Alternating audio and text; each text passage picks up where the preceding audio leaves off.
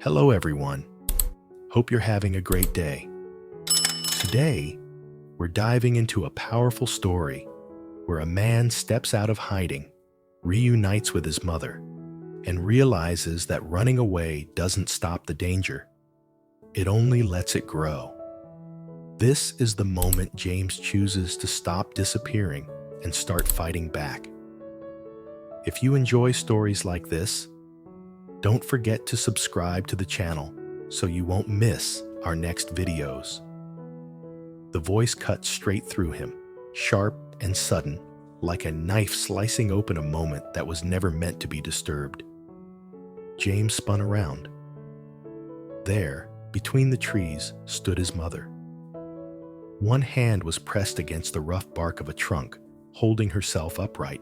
Her chest rose and fell hard as she struggled to catch her breath, like she had been running, not just through the forest, but through fear itself.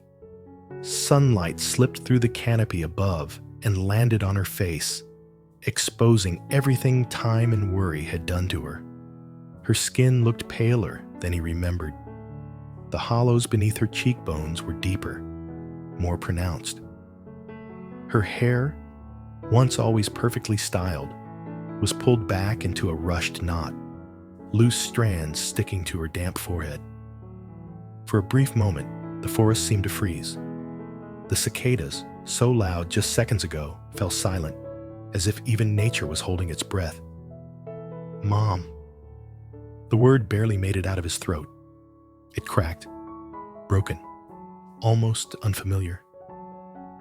She let out a sound that didn't quite decide what it wanted to be. Half a laugh, half a sob. "You really thought you could disappear," she said, voice shaking, "without me finding you." James's legs felt disconnected from his body, heavy, unreliable. Still, he moved, one step, then another. And then suddenly, the distance between them didn't exist anymore. Up close, she looked smaller. Not shorter, not weaker. Just worn down, as if worry had slowly carved pieces out of her over time. Her hand lifted toward his face, fingers trembling as they hovered just inches from his cheek. She hesitated, like she was afraid that if she touched him, he might vanish again. Then she stopped hesitating. She pulled him into her arms, tight and desperate, pressing her face into his chest, like she was anchoring herself to something real, something solid. "You scared me," she said into his shirt. "You scared me so much, James." His arms wrapped around her, without thinking, automatically, instinctively. The midday sun burned at the edge of the forest. The air was thick with the smell of dust and sap. Cicadas started screaming again somewhere overhead. But all of that faded behind the steady, uneven rhythm of her breathing against his heart. "I thought..." He swallowed hard. "I thought Dad sent someone." "Not this time," she murmured, pulling back just enough to look at him. Her eyes were red, rimmed with exhaustion. But there was something else there too. Focus. Sharpness. A clarity he hadn't seen in years. "If he had found you first," she said quietly, "you wouldn't be standing here right now." Only then did the rest of the world rush back in. Behind James, leaning against a thick tree, was the life he'd been hiding in. A makeshift shelter held together with a plastic sheet, scavenged branches, and hope that it wouldn't collapse in the next storm. A thin bedroll lay inside. His backpack sat half open near a rock, 2 bottles of water beside it.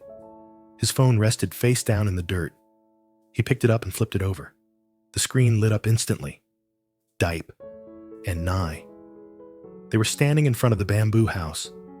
Deep's smile was soft, tired, real. Nye clung to her waist, small arms wrapped tight like she was afraid to let go. The photo had been everything to him, his anchor and his punishment. "How did you find me?" James asked quietly.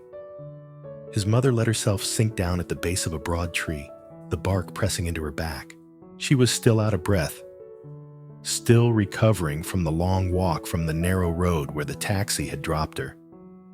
James sat down beside her, elbows resting on his knees, fingers absently digging into the dry earth. For a second, he felt like a child again. "Your father thinks he's clever," she said. "He forgets I've been watching him for half my life." And then she told him everything. She talked about the moment she noticed the change in his father's eyes, how he pushed James toward Cambodia like he was moving a chess piece, not giving his son an opportunity, how he spoke about it like a solution, not a future. She talked about the silence that followed. When James stopped calling, there was always an explanation ready. Bad signal. Important meetings. You need time alone to reflect. He talked about you like you became a stranger overnight, she said. Like you were suddenly selfish, ungrateful. James stared at the dirt. And every time I questioned him, she continued, he blamed that girl. She didn't say Diep's name. And for the first time, there was no bitterness in the words, just regret. "Convenient," James muttered. "I believed him," she said softly. "For too long, but not this time." She told him how she started making her own calls, quietly, patiently. The hotels his father mentioned, no reservations. The partner company James was supposedly meeting didn't exist. The city where his meetings were held, no record of his arrival. Then there was the driver, paid in cash. He remembered a young man who looked frightened but determined, heading toward a smaller border crossing. "I followed the trail he tried to erase," she said. Drivers, shopkeepers, people who remembered someone buying supplies with cash, rumors of someone living near the forest. Her eyes met his. "It wasn't hard because he was smart," she said. "It was hard because I was slow. I should have questioned him sooner." "You don't have to apologize," James said automatically. "Yes," she replied, "I do." A gust of hot wind rattled the leaves above them. Somewhere beyond the trees, a dog barked at nothing, then went quiet again. James turned his phone over in his hands, his thumb brushing across the screen. Deep's smile stared back at him, unaware of the battles being fought in her name. "I thought if I stayed away," he said slowly, "he'd leave them alone." His mother watched him closely. "And has he?" James didn't answer. He didn't need to. She nodded, like his silence confirmed everything she already knew. "Running doesn't erase him," she said. "It just gives him space to rewrite your story. Unstable son, obsessed with a girl, ungrateful child." James let out a long breath. "You sound different," he said. "Losing you did that to me," she replied. They sat there in the shade, the forest bright and alive around them, but distant, like they were in a separate world carved out by truth. After a moment, his mother broke the silence. "Tell me about her," she said gently. "About Diep." James hesitated. Then the words came rushing out. "The bamboo house," he said. "It's small, really small, but when I'm there, it feels like home. When it rains too hard, the roof leaks, and she jokes that the house is crying." His mother smiled faintly. "And the kitchen?" He almost laughed. "Tiny. The stove barely works. Half the time, the flame dies. When that happens, she goes outside and cooks over wood. Smoke gets in her eyes, and she just laughs like it's part of the charm." His mother turned her face away, blinking fast. "She shouldn't have to live like that," she said quietly. "She chose me," James replied. "That doesn't mean she needs to suffer to prove it." his mother said firmly. She brushed the dirt from her skirt and stood up slowly. "When we go back," she said. The words hit James harder than he expected. "When we go back," she repeated. "I'm buying her a proper gas stove. A safe one. A steady flame." "Mom, I can't undo what your father has done," she said, "but I can choose whose side I'm on." James looked at the shelter behind him, the tarp, the dirt, the fear disguised as safety. "What if it gets worse?" he asked. She looked straight at him. "What if not going back lets him destroy you without resistance?" she said. "You don't get to disappear and hope monsters behave. Either he writes your story, or you do." Something inside James shifted, locked into place. "Will you stand with me?" he asked. She didn't hesitate. "I already am." They turned toward the road, toward the sunlight, toward whatever came next. They walked side by side toward the narrow dirt road, the forest slowly thinning around them. The cicadas faded into a distant hum, replaced by the low hiss of heat rising from the ground. Sunlight poured down freely now, no longer filtered by leaves, and it felt almost blinding after so long in the shade. Ahead, a taxi waited where his mother had been dropped off earlier. Its roof glinted under the harsh noon sun. The driver leaned against the door, bored, scrolling on his phone, completely unaware that two people were about to step out of hiding and straight into a war. James slowed. He turned back one last time. The trees stood still, quiet, indifferent. The place where he had vanished from the world. The shelter. The fear. The hours spent listening for engines, footsteps, voices that never came. For weeks, he had told himself this was protection. Now it just looked small, fragile, a cage built out of panic. He turned away. The taxi ride was silent, the kind of silence that didn't need filling. His mother sat beside him, hands folded in her lap, staring out the window like she was already planning 10 steps ahead. James watched the road blur past, dirt giving way to cracked concrete, forest melting into scattered houses. He didn't know how he was going to face his father. He didn't have a plan. He barely had words. All he had was a decision. He wasn't hiding anymore. The taxi slowed near the edge of town, where the concrete thinned into a dusty lane. Before James could open the door, his mother reached out and touched his arm. "I'll go home first," she said quietly. "I'll act like nothing has changed." James looked at her. "You go to her when you're ready," she continued. "We'll talk about the rest after." She pressed a folded receipt into his palm. "The stove is already paid for," she said.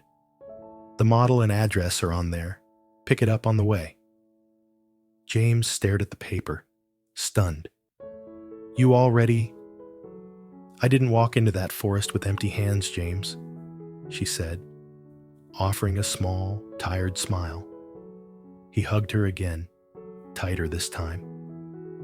When he stepped out of the car, the taxi pulled away, leaving behind a pale cloud of dust that slowly settled back onto the road. By early afternoon, James was walking down the familiar dirt path toward the bamboo house. The box in his arms was heavier than he expected, not just in weight, but in meaning. A proper gas stove. Solid. Real. Something that didn't flicker out when things got hard. Chickens scattered at his feet, flapping and complaining. A dog barked once, then lost interest.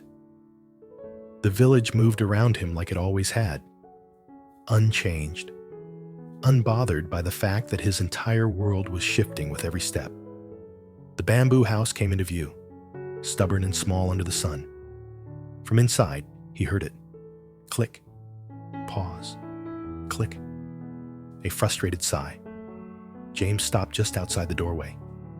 Inside, Deep stood at the old stove, lighter in hand, trying again. The flame refused to catch. She reached for the bundle of firewood beside her, already preparing to move outside. The floorboard creaked. She turned. For a split second, she didn't move, didn't breathe. James? Her voice cracked on his name. He set the box down gently between them. I stopped hiding, he said softly. Mom wanted you to have a real flame. Tears filled her eyes instantly, spilling over before she could stop them. She covered her mouth, shaking her head like she didn't trust what she was seeing. He crossed the space between them in 2 steps. His hands cupped her face, thumbs brushing away tears. I'm here, he whispered. And this time, I'm not running. Behind them, he unpacked the stove. The metal felt cool and solid beneath his hands.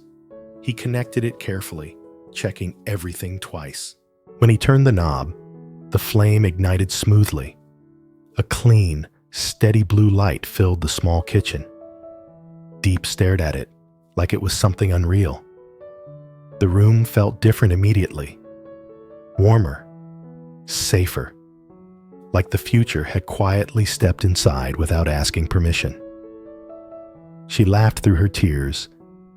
It's beautiful, she said. James watched her face, memorizing the way relief softened her expression.